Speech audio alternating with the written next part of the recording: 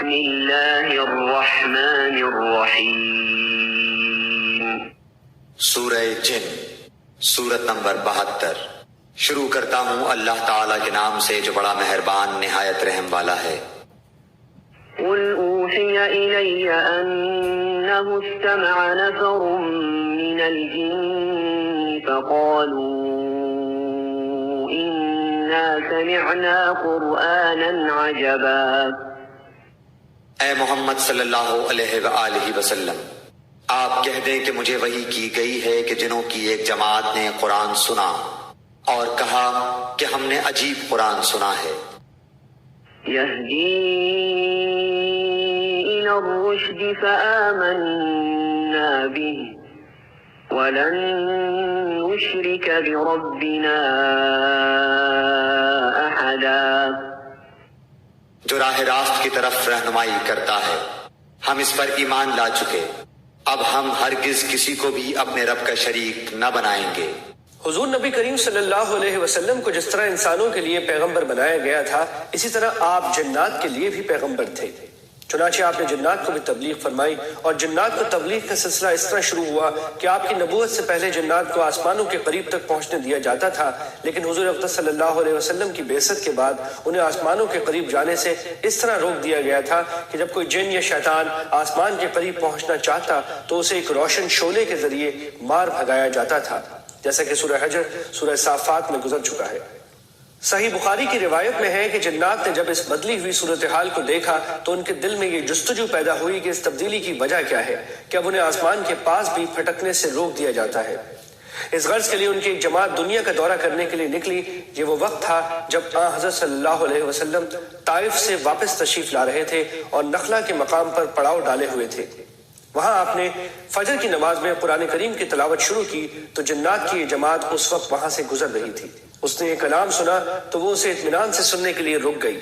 حضور نبی کریم صلی اللہ علیہ وسلم کی مبارک زبان سے فجر کے وقت قرآن کریم کے پر اثر کلام نے ان کے دل پر ایسا اثر کیا کہ وہ جنات مسلمان ہو گئے اور پھر اپنی قوم کے پاس بھی اسلام کے داعی بن کر پہنچے۔ انہوں نے اپنی قوم سے جا کر جو باتیں کی، ان آیات میں اللہ تعالیٰ نے ان کا خلاصہ بیان فرمایا ہے۔ اس واقعے کی طرف مختصر اشارہ سورہ احقاف میں بھی گزر چکا ہے۔ اس کے بعد جنات کے کئی وفود حضرت صلی اللہ علیہ وسلم کی خدمت میں آئے اور آپ نے انہیں تبلیغ و تعلیم کا فریضہ انجام دیا۔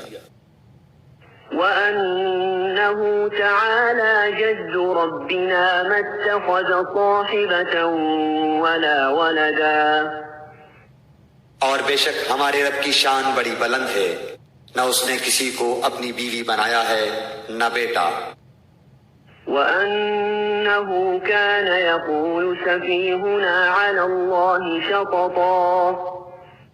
اور یہ کہ ہم میں کا بے وقوف اللہ کے بارے میں خلاف حق باتیں کہا کرتا تھا۔ اس سے مراد کفر، شرک اور بدعقیدگی کی باتیں ہیں۔ وَأَنَّا ظَنَنَّا أَن لَّن تَقُولَ الْإِنسُ وَالْجِنُّ عَلَى اللَّهِ كَذِبًا۔ اور ہم تو یہی سمجھتے رہے کہ ناممکن ہے کہ انسان اور جنات اللہ پر جھوٹی باتیں لگائیں۔ یعنی اب تک جو ہم غلط عقائد رکھتے رہے اس کی وجہ یہ تھی کہ سارے انسان اور جنات یہی عقائد رکھتے تھے، اس لیے خیال یہی ہوا کہ اتنے سارے لوگ جھوٹے عقائد نہیں رکھتے ہوں گے، چنانچہ ہم ان کی تقلید میں انہی عقائد کے قائل رہے۔ وَأَنَّهُ كَانَ رِجَالٌ مِّنَ الْإِنسِ يَعُوذُونَ بِرِجَالٍ مِّنَ الْجِنِّ فَزَادُوهُمْ رَهَقًا۔ بات یہ ہے کہ چند انسان بعض جنات سے پناہ طلب کیا کرتے تھے، جس سے جنات اپنی سرکشی میں اور بڑھ گئے۔ زمانہ جاہلیت میں جب لوگ اپنے سفر کے دوران کسی جنگل میں قیام کرتے تو اس جنگل کے جنات کی پناہ مانگتے تھے، یعنی اس جنگل کے جنات سے یہ درخواست کرتے تھے کہ وہ انہیں اپنی پناہ میں لے کر تکلیف پہنچانے والی مخلوقات سے بچائیں۔ اس عمل سے جنات یہ سمجھ بیٹھے کہ ہم انسانوں سے افضل ہیں کیونکہ وہ ہماری پناہ کے محتاج ہیں۔ اس طرح ان کی گمراہی میں اور اضافہ ہو گیا۔ وَأَنَّهُمْ ظَنُّوا كَمَا ظَنَنتُمْ أَن لَّن يَبْعَثَ اللَّهُ أَحَدًا۔ اور انسانوں نے بھی تم جنوں کی طرح گمان کر لیا تھا کہ اللہ کسی کو نہ بھیجے گا یا کسی کو دوبارہ زندہ نہ کرے گا۔ اس فقرے میں جنات اپنی قوم کے دوسرے جنات سے کہہ رہے ہیں کہ جس طرح تم آخرت کے قائل نہیں تھے اسی طرح انسان بھی اس کے قائل نہیں تھے، لیکن اب یہ بات غلط ثابت ہو گئی ہے۔ وَأَنَّا لَمَسْنَا السَّمَاءَ فَوَجَدْنَاهَا مُلِئَتْ حَرَسًا شَدِيدًا وَشُهُبًا، اور ہم نے آسمان کو ٹٹول کر دیکھا تو اسے سخت چوکیداروں اور سخت شعلوں سے پر پایا۔ یعنی ہمیں یقین سے یہ معلوم نہیں تھا کہ اللہ تعالیٰ نے آسمان کی حفاظت کا جو انتظام فرمایا ہے اس سے زمین والوں کو سزا دینا مقصود ہے کہ زمین والے پہلے سے اس سزا سے باخبر نہ ہو سکے، یا اس کے پیچھے کوئی بھلائی ہے جو زمین والوں کو پہنچانا پیش نظر ہے، اور جنات کو روکنے کا مقصد یہ ہے کہ وہ اس بھلائی میں کھنڈت نہ ڈال سکیں۔ بظاہر مقصد یہ ہے کہ پہلے تو ہمیں یہ بات معلوم نہیں تھی، اسی لیے ہم حالات کا جائزہ لینے کے لیے نکلے تھے، لیکن اب حضرت صلی اللہ علیہ وسلم سے قرآن کریم سن کر یہ بات واضح ہو گئی کہ اللہ تعالیٰ آپ کے ذریعے زمین والوں کو قرآن کریم کی ہدایت سے سرفراز فرمانا چاہتے تھے، اس لیے یہ انتظام فرمایا گیا تھا۔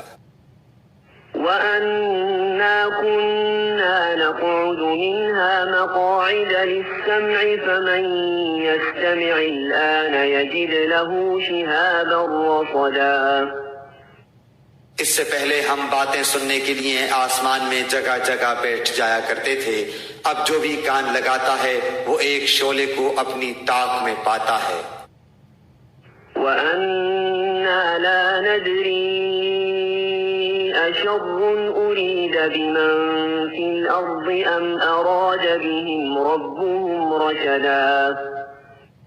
ہم نہیں جانتے کہ زمین والوں کے ساتھ کسی برائی کا ارادہ کیا گیا ہے یا ان کے رب کا ارادہ ان کے ساتھ بھلائی کا ہے۔ مطلب یہ ہے کہ جنات میں کچھ تو ایسے ہیں جو طبعی طور پر نیک ہیں، جو حق بات کو قبول کرنے کا مادہ رکھتے ہیں، اور کچھ ایسے ہیں جو طبعی طور پر شریر ہیں۔ اس کے علاوہ تمام جنات کا مذہب ایک نہیں ہے، بلکہ جنات میں بھی مختلف عقیدوں کے لوگ ہیں۔ اس لیے ہم سب کو اللہ تعالیٰ کی طرف سے ہدایت کی ضرورت تھی، جو حضور نبی کریم صلی اللہ علیہ وسلم کی تشریف آوری سے پوری ہو گئی ہے۔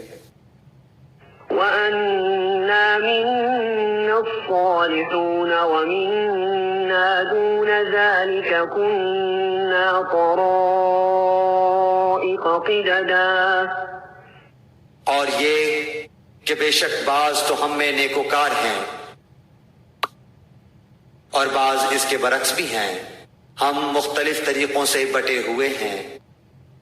وَأَنَّا ظَنَنَّا أَن لَّن نُّعْجِزَ اللَّهَ فِي الْأَرْضِ وَلَن نُّعْجِزَهُ هَرَبًا، اور ہم نے سمجھ لیا کہ ہم اللہ تعالیٰ کو زمین میں ہرگز عاجز نہیں کر سکتے اور نہ ہم بھاگ کر اسے ہرا سکتے ہیں۔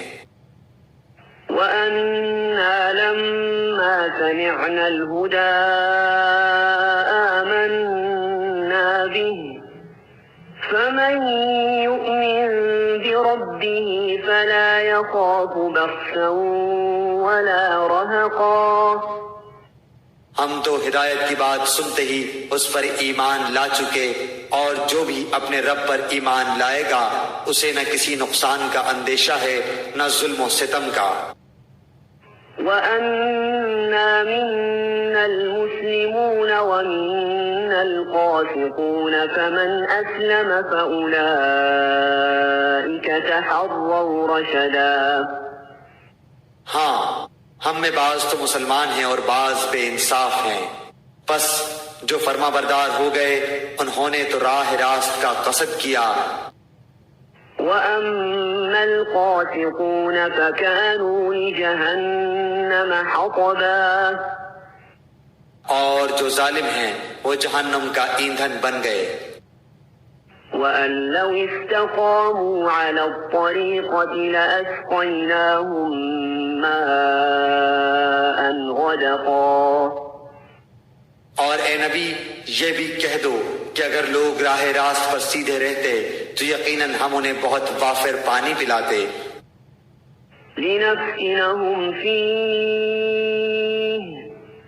وَمَن يُعْرِضْ عَن ذِكْرِ رَبِّهِ يَسْلُكْهُ عَذَابًا صَعَدًا، تاکہ ہم اس میں انہیں آزما لیں، اور جو شخص اپنے پروردگار کے ذکر سے منہ پھیر لے گا تو اللہ تعالی اسے سخت عذاب میں مبتلا کر دے گا۔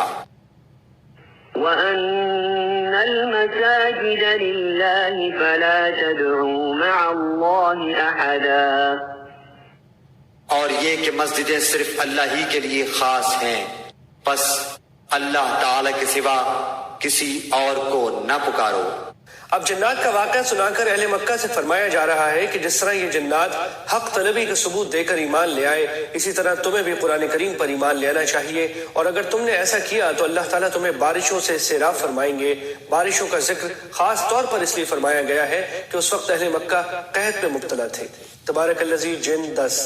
اس جملے کا دوسرا ترجمہ یوں بھی ہو سکتا ہے کہ تمام مسجدیں اللہ کی ہیں۔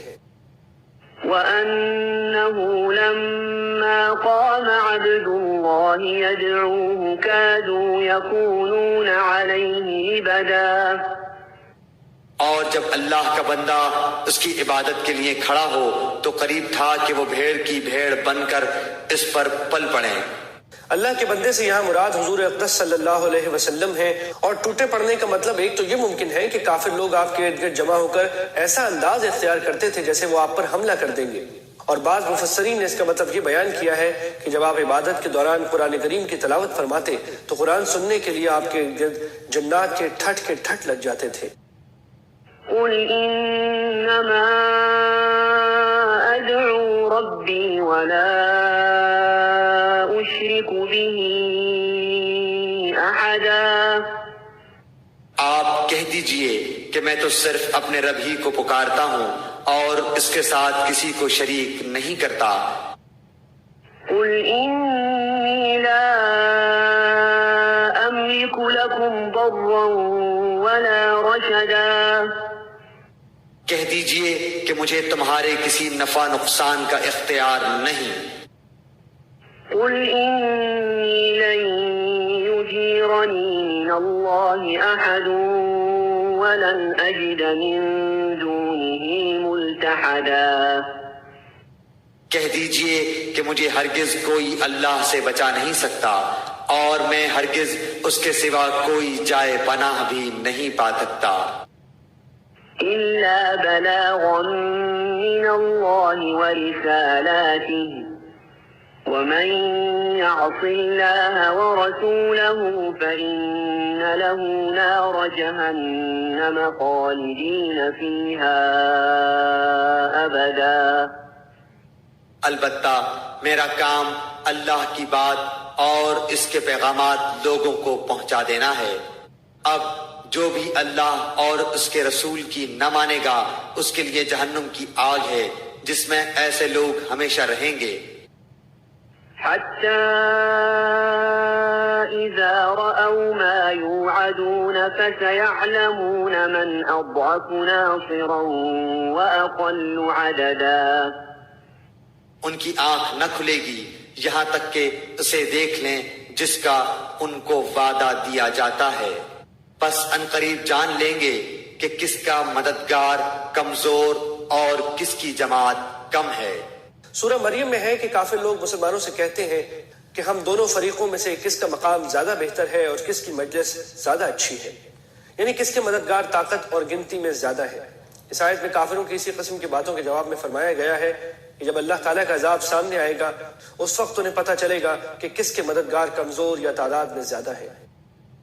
قُلْ إِنْ أَدْرِي أَقَرِيبٌ مَّا تُوعَدُونَ أَمْ يَجْعَلُ لَهُ رَبِّي أَمَدًا، کہہ دیجئے کہ مجھے معلوم نہیں کہ جس کا وعدہ تم سے کیا جاتا ہے وہ قریب ہے یا میرا رب اس کے لیے دور کی مدت مقرر کرے گا۔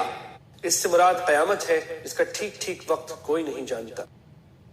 عالم الغیب فلا یظہر علی غیبہ